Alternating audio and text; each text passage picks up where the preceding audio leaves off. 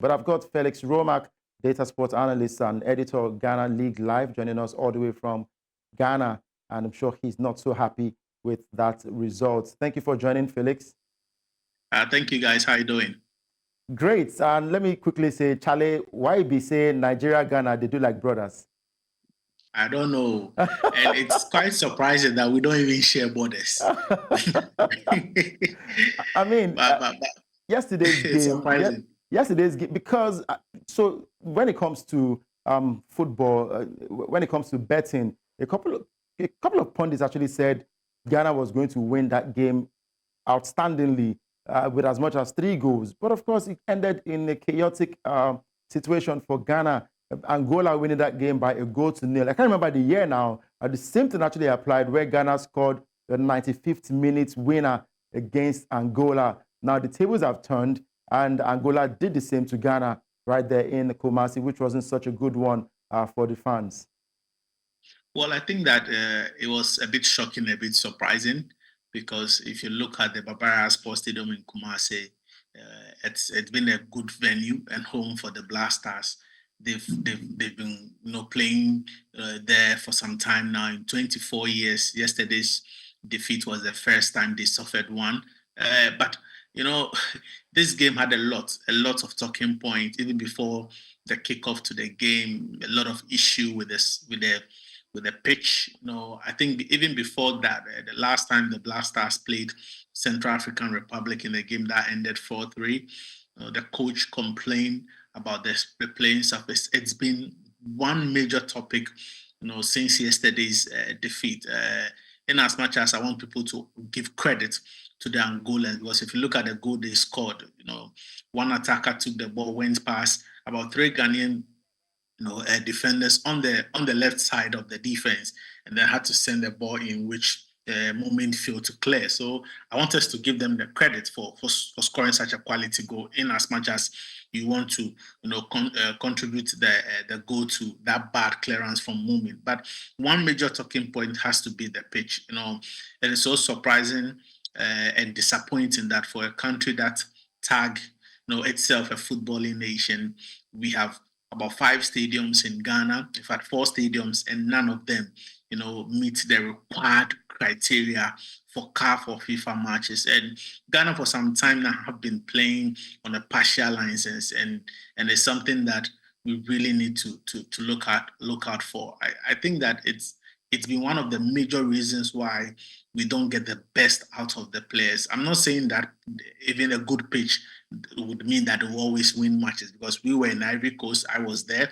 There was good quality pitches there, but the team failed to progress. But it is important that for this particular players and the kind of profile of players that we have, these are players that are playing in the top European leagues. They are training on good pitches. They are playing football on good pitches. So it's important that we devote our resources and energy and fix the Baba Yara Sports Stadium, or fix one of the stadiums that we have, and that has been the crying call. The last time these players came to Ghana, the captain of the team, Thomas Partey, spoke to the vice president of the land, telling him that they need to fix the pitch for them. But I think on the game itself, Angola, I'm sure, got a sweet revenge, because the last year when it came to Ghana, Antoine Semenyo had to score a late goal, somewhere around the 94th minute, to win the points for Ghana. And this time around, they got their revenge. But I think that they were very pragmatic. They had a plan. They defended very, very well, solid defending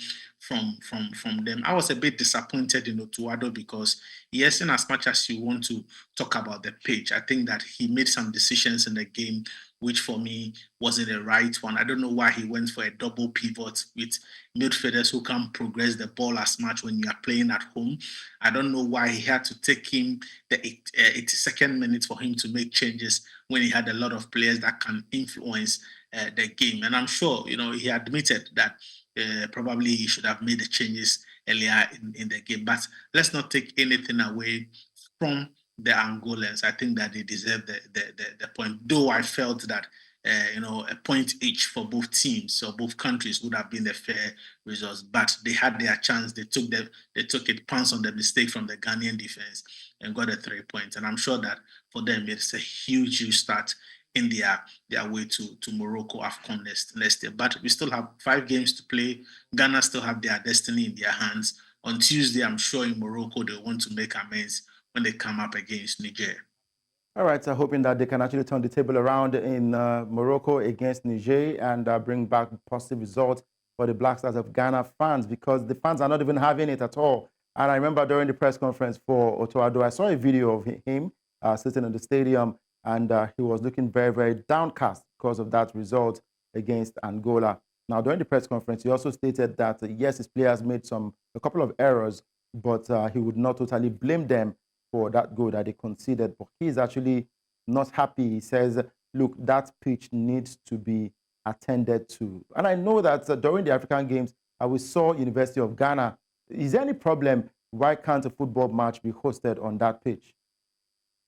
Well, one thing about CAF and FIFA organized competition is before the tournament or before the qualifiers starts, you need to provide stadiums that CAF must send CAF inspectors to inspect, and then you get approval by the CAF licensing committee or club licensing committee.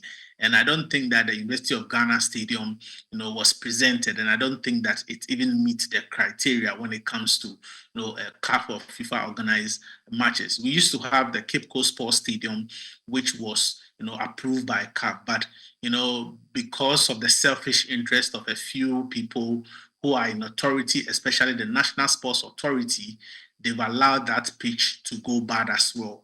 Same as the Accra Sports Stadium, it doesn't have license, even for the Baba Yara Sports Stadium in Kumasi, where we are playing our qualifiers. We are currently playing on the partial license, and that is why a lot of Ghanaians, including myself, is pleading to CAF that we should stop giving Ghana those partial licenses. Let us start playing our games away from Ghana.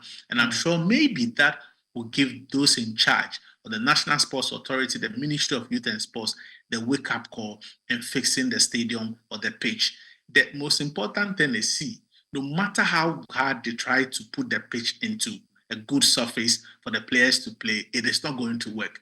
What they need to do is to regrass the entire pitch. That is the only solution that we need now. And you see, it's quite surprising that for a pitch that you have, for a stadium that has only license that allow Ghana or the Black Stars to play their game, whenever you give it out to other non-sporting activities, they don't even cover the pitch. You understand? We are not saying that don't rent out the stadiums. At least you need money to maintain the facilities. All over the world, stadiums are used for other non-sporting activities just so they can generate revenue. Wembley is used for boxing, NFL, NBA, a whole lot of different activities. But what they do is to make sure that the pitches are covered. But here in Ghana, I can tell you for a fact that those in authority don't really care. All they care about is the money, and they don't even maintain the pitch. They don't even cover the pitch. So maybe CAF can say, we are tired of you guys. You are not putting the pitch in good place into a surface that is good for both players, because some of these players don't want to risk it. Yeah. They are being paid by their clubs. You can't come to a national team duty and play on a horrible potato-like field and then get injured, and then you go back to your club with injury and go and sit on the bench. So it is a risk to the players. So I'm just hoping that one day CAF will say, go to Ivory Coast and play your games. Mali, some few years ago, they couldn't get approval from CAF to play their games. Now there are 5 stadiums that have approved, that has been approved by CAF, so they can decide to play their games anywhere in Mali. And I think that maybe Ghana needs to go that way. Maybe CAF needs to say, we've had enough of you guys. Go to Ivory Coast and play your matches. Until you fix your pitches, you're not playing your games in Ghana. True. Now, talking about pitches, having other non-sporting activities can also be seen as a form of pitch invasion.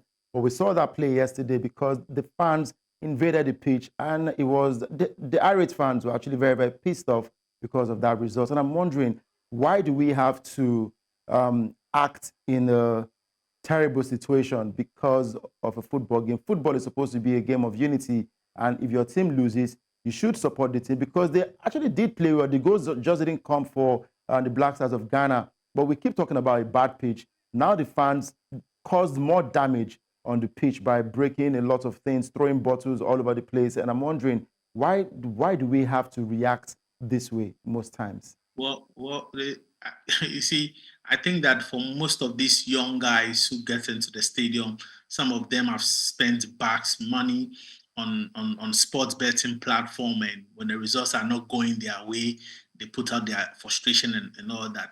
I think, see, if you've ever been to the Baba Yara Sports Stadium, it is one stadium that is very difficult for you to get access to. So this is entirely on the security personnel on that day. The entire security apparatus will have to take blame for what happened yesterday at the Baba Yara Sports Stadium, because it is not a stadium that you can easily get access to the inner perimeter or the pitch. Somebody somewhere, and I'm sure it is security, opened 2 or 3 of the gates, and that is where the crowd got access to invading the pitch. And I think that is something that we really need to look at those who caused it, look at the culprit and punish them, because you can't put the breaks of the players at stake, the match officials as well. And you see, for the pitch invader, there was even a pitch invader before the start of during the start of the game, and that alone comes with a $10,000 fine from CAF. Who is going to pay that money? It is a football association who is going to pay that money. So supporters will also know that you can't always win all your games. Yes, we know that for the past 24 years, it's been good at the Baba Yara Sports Stadium, but it is football. The African game is catching up. Now you don't see huge scoreline in qualifiers because other African countries are learning to play football. So sometimes if results don't go your way, it doesn't mean that you should throw bottles or try and attack players or match officials. I think that it is high time we put a stop to this, and then we need to provide maximum security when it comes to hosting games at the Baba Yara Sports Stadium. But first of all, we need to start by making sure that the security apparatus, be held responsible for what happened yesterday at the stadium. Now, Andre Ayew was a notable name that was missing on that Otto Addo's list. Do you think that also contributed, talking about experience, to the Black Stars squad? Not at all. I think that there's enough experience in the team. Thomas Partey has been around for a very long time. He's the deputy captain. Jordan Ayew is also there. He has a lot of experience in the team. Mohamed Salisu hasn't played much, but is mature enough to show some leadership quality.